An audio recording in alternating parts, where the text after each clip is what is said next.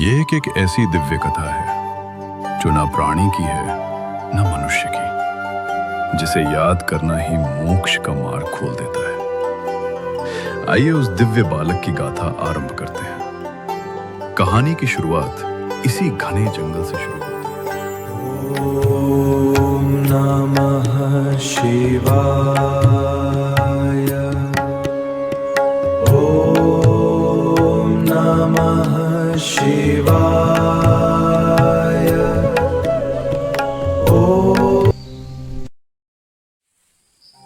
स्वर्ग से उतरी सुंदर एवं मनमोहक अप्सरा पुंजिक स्थला காட்டில் நடந்து வரும் அழகே வானவில் வார்ணம் உன் சேலையிலே தங்கம் மின்னும் இடையில் ஒளிரும் காட்டினிலே।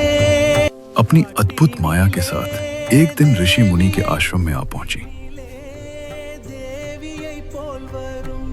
प्रणाम गुरुवर, मैं आपके लिए भेंट लाई हूँ। यह कैसी अनुपम माला है पुंजिक स्थला, पुत्रवती भव पुंजिका स्थला। ये आपने कैसी आशीर्वाद दे दी गुरुदेव, मैं तो एक अप्सरा हूँ। मुझे भी नहीं पता ये मैंने क्या बोल दिया। क्या हुआ बाबा? शायद देवी की इच्छा होगी। देवी की इच्छा? हाँ, हमारी समझ से परे। क्या कुंजिक स्थला के साथ ये उचित हुआ कृष्ण? राधे, हर कार्य का एक गहरा अर्थ होता है जो हमें नहीं दिखता। लेकिन क्या यह संतुलन बनाए रखता है? यह तो समय का आरंभ है राधे, इतिहास को जो बदलना है। हाँ कृष्ण, ये दिव्य लीला है। सही कहा तुमने। मुझे गर्व है। समय के साथ पुंजिक स्थला सब भूलती जा रही थी। सखियों के साथ दौड़ती, श्रृंगार करती, नृत्य में मग्न रहती थी। मेरी प्यारी सखियों, मैं वापस आ गई हूँ। पुंजिका स्थल तुम्हारे बिना आनंद नहीं था। चलो सखियों, एक दिन हम सब पृथ्वी भ्रमण करके आते हैं। हाँ क्यों नहीं? हाँ चलो, सब पृथ्वी की सुंदरता को देखकर आते हैं। मगर फिर एक दिन सब बदल गया और फिर दिव्य रथों की कतार पृथ्वी की ओर बढ़ती है, मानो स्वर्ग स्वयं अवतरित हो रहा हो। साधारण मनुष्य स्वर्ग जाने को तरसते हैं, लेकिन असली स्वर्ग तो पृथ्वी है। पृथ्वी कितना मनोहर है। रथ पृथ्वी पर आ रुका। सब पृथ्वी पर उतरे और फिर हंसते खेलते दौड़ते भागते जंगल में विचरण करने लगे। तभी सखियों की नजर मिट्टी से बने एक बंदर जैसे चेहरे पर पड़ी। पुंजिक स्थला अनायास उसकी ओर खींची और अज्ञान में पत्थर फेंक बैठी। लेकिन उसी शिला से ऋषि दुर्वासा प्रकट। ये क्या हो गया? ये तो एक ऋषि मुनि है। हाँ, ऋषि मुनि, लेकिन हमने तो कुछ नहीं किया। हाँ, कुछ गलत तो है, हमें सतर्क रहना होगा। तेरी इतनी साहस मूर्ख स्त्री, तूने मेरा तपस्या भंग किया।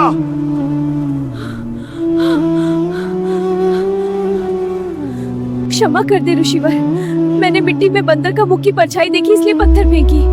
तेरा यह अपराध क्षमा योग्य नहीं है।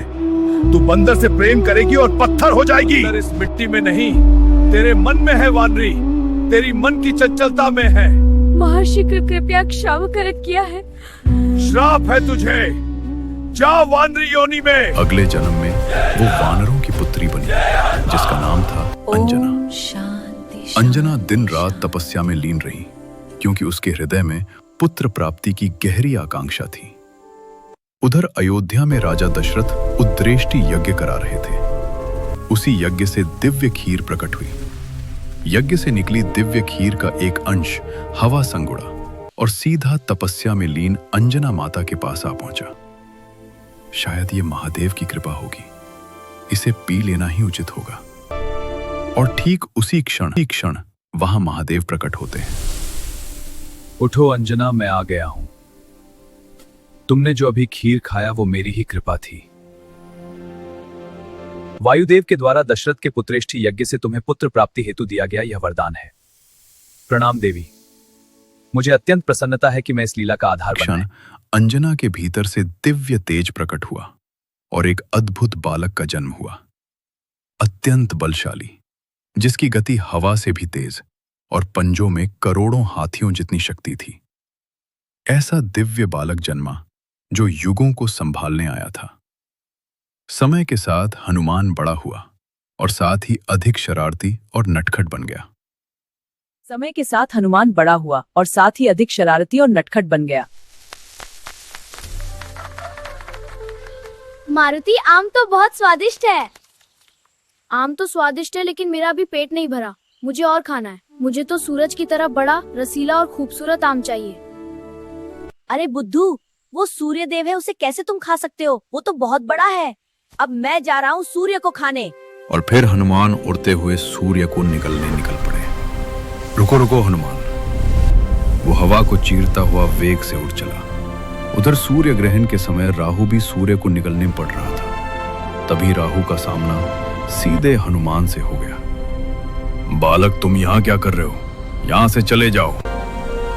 मैं यहाँ सूर्य को खाने आया हूँ, मेरे मार्ग से हट जाइए। लेकिन आज सूर्य ग्रहण है, आज तो मैं खाऊंगा। आज खाने का दिन मेरा है। लेकिन मां ने तो कहा है प्रकृति पर सबका अधिकार होता है। हनुमान उड़ ही रहे थे कि तभी इंद्र प्रकट हो गए। इंद्र की बात अनसुनी कर हनुमान सूर्य के पास जा पहुंचे और फिर हनुमान ने सूर्य का आकार छोटा होता गया, मानो वो भीतर समा रहा हो। उधर पृथ्वी पर संतुलन बिगड़ते ही चारों ओर अंधकार छा गया। अब इस तुच्छ वानर को सबक सिखाना ही होगा, नहीं तो संतुलन बिगड़ जाएगा।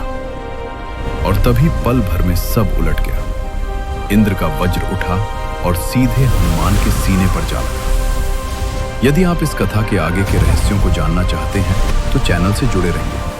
जय जय हनुमान, जय जय हनुमान।